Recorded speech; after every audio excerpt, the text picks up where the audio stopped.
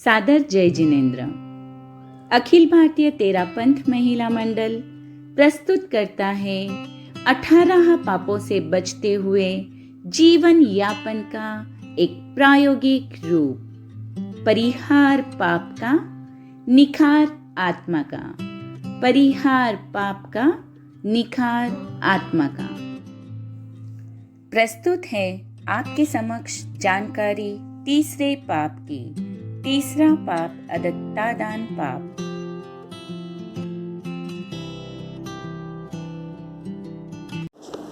जैन वाङ्मय में निर्दिष्ट 18 पापों में तीसरा पाप है अदत्तादान पाप। अदत्त यानी नहीं दी हुई वस्तु और आदान यानी ग्रहण। जो चीज़ उसके मालिक द्वारा नहीं दी गई है उसे ग्रहण करना अदत्तादान है। इसका सीधा सा अर्थ है चोरी। चोरी अनेक प्रकार की हो सकती है। सजीव वस्तु की भी हो सकती है, जैसे मनुष्य, पशु आदि।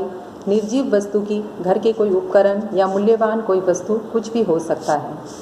संयमी मुनि छोटी से छोटी वस्तु, चाहे वो टूथपिक ही क्यों ना हो, मालिक की आज्ञा के बिना ना स्वयं लेते हैं, ना दूसरे को लेने के लिए प्रेरित करते हैं और ना ही करने वाले का अनुमोदन करते हैं। श्रावक को स्थूल चोरी का त्याग होता है। जिस अदत्तादान से चोरी का अपराध लग सकता है वह स्थूल अदत्तादान है। दुष्ट या कलुष अध्यवसाय से मालिक की आज्ञा के बिना साधारण वस्तु भी लेना अदत्तादान है। यहाँ एक बात समझने योग्य है कि प्रत्येक जीव, खास करके श्रावक, अपने अपने सामर्थ्य के अनुसार जितने करण और जितने योग से अदत्त वस्तु लेने का त्याग करते हैं, उतनी ही आत्मविशुद्धि उस जीव की बढ़ती जाती है। बड़ी चोरी के 5 मुख्य प्रकार बतलाए गए हैं। आगमिक शब्दों का प्रयोग कर रही हूँ। पहला है खात्र खनन। शस्त्र से दीवार तोड़कर, मकान दुकान फोड़कर पर की चीज़ चुराना। ग्रंथि भेदन, गांठ खोलकर यानी गठरी या पोटली में से सामान निकालना। संदूक, बक्सा आदि खोलकर वहाँ से चीज़ चुराना। तीसरा यंत्रोद्घाटन, ताला तोड़कर या चाबी से ताले को खोलकर जेब काटकर चोरी करना। चौथा पतित वस्तु हरण, चीज़ का मालिक आगे चल रहा है, उसके पास से कोई चीज़ गिर गई, उसे उठा लेना, या वस्तु का मालिक वस्तु को रखकर भूल जाता है, उसे उठा लेना। इसके अंतर्गत एक है आहित, यानी जमीन में गड़ी हुई धनराशि को खोदकर निकाल लेना। पांचवा है सस्वामिक वस्तु हरण, मालिक का पता होते हुए भी किसी पड़ी वस्तु को ले लेना। डाका डालना, लूट खसोट करना, यह सब स्थूल चोरी है। यह राज्य से दंडनीय है, लोक में निंदनीय है और आत्मगुण के घातक तो है ही। अतः श्रावक इस प्रकार की चोरी से विरत रहता है। कई बार व्यक्ति स्वयं चोरी नहीं करता है, किंतु दूसरे के चोरी में परोक्ष रूप से सहयोगी बन जाता है। जैन दर्शन के अनुसार करना, कराना, अनुमोदन करना तीनों ही बंधन के कारण है। अर्थात चोरी करने का त्याग है, पर किसी के चोरी में सहयोग देना, जैसे चोरी के वस्तु को खरीदना या उसे ऐसा कहना कि तुम्हारी चुराई हुई वस्तु को कोई बेचने वाला नहीं है तो मैं बेच दूंगा, या फिर वह जो चोरी का कार्य कर रहा है उसमें सहमत होना, उसके कार्य को सही मानना, यह भी अदत्तादान के अंतर्गत है। भिन्न भिन्न राष्ट्र के अपने अलग अलग नियम होते हैं, कानून व्यवस्था होती है। उनका पालन न करके अनैतिक तरीके से व्यापार करना, नियम विरुद्ध सामान का आदान प्रदान करना चोरी के ही अंतर्गत है। गलत तोल माप करना, बेचते समय थोड़ा और लेते समय अधिक लेना, यह भी चोरी के अंतर्गत है। मूल्यवान वस्तु में कम मूल्यवान वस्तु जो दिखने में बिल्कुल उसके जैसा ही है मिलाकर बेचना, जैसे सोना, हीरा, जवाहरात आदि में होता है। अच्छी चीज़ में बुरी चीज़ मिलाकर देना, जैसे खाद्य पदार्थों में होता है, या अन्य किसी और चीज़ में भी हो सकती है। जहाँ अल्प मूल्य के वस्तुओं के बदले अधिक मूल्य लिया जाता है वह अदत्तादान है। यह स्पष्ट रूप से परधन का ग्रहण है। परधन ग्रहण से न केवल चोरी का पाप लगता है, अपितु प्राणातिपात रूपी हिंसा भी कई बार घटित हो जाती है।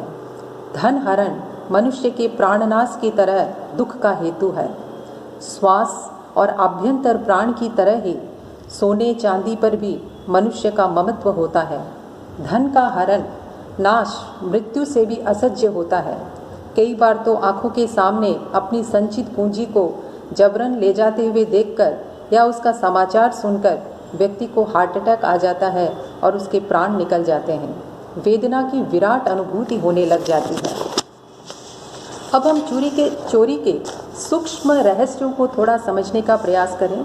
1042 सूत्र में कहा गया है, तव तेणे वै तेणे रूप तेणे य जे नरे आयार भाव तेणे य कुब्बई देव किव्विसिन। जो मनुष्य तप का चोर, वाणी का चोर, रूप का चोर, आचार का चोर और भाव का चोर होता है, वह किल्विषिक देव योग्य कर्म करता है। प्रश्न होता है कि तप का चोर कैसे होता है? समाधान मिला किसी दुबले पतले शरीर वाले को देखकर। किसी ने पूछा, क्या तपस्वी आप ही हैं? मान सम्मान प्रतिष्ठा की चाह में उसने ऐसा कहा, क्या मेरे शरीर से तुम्हें ऐसा नहीं लगता? या ऐसा कहना कि साधु तो तपस्वी ही होते हैं। ऐसा प्रतिपादन करने वाला तप का चोर होता है। धर्म कथा प्रवचन आदि न करने पर भी अपने आप को प्रावचनिक कहना वाणी का चोर होता है। आचार कुशल न होने पर भी अपने आप को आचारवान के रूप में प्रतिष्ठित करने का प्रयास करना आचार का चोर होता है।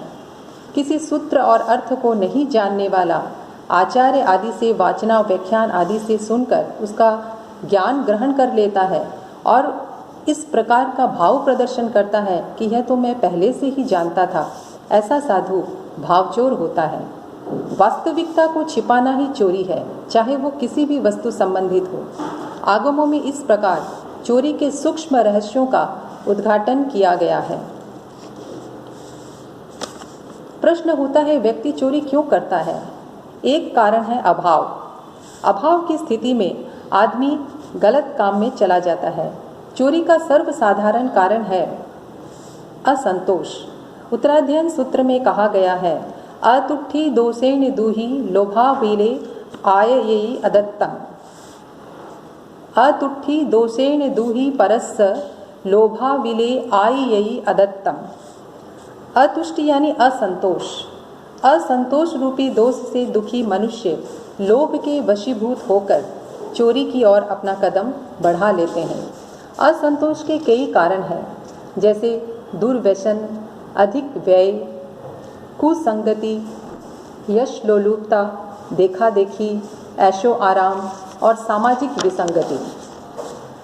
वर्तमान जीवन शैली में चोरी के तरीके कुछ भिन्न हो गए हैं।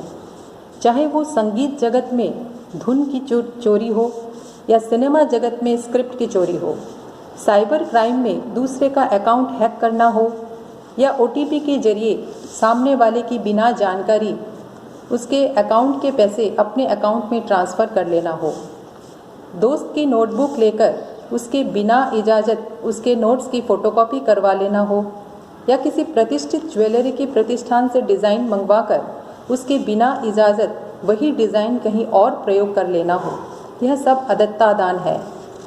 किसी ने रात दिन मेहनत करके एक प्रोजेक्ट की तैयारी की, उसके प्रेजेंटेशन से पहले ही किसी ने उस प्रोजेक्ट को पेन ड्राइव में उतार कर अपना प्रोजेक्ट ऐसा नाम से उसको पेश कर दिया।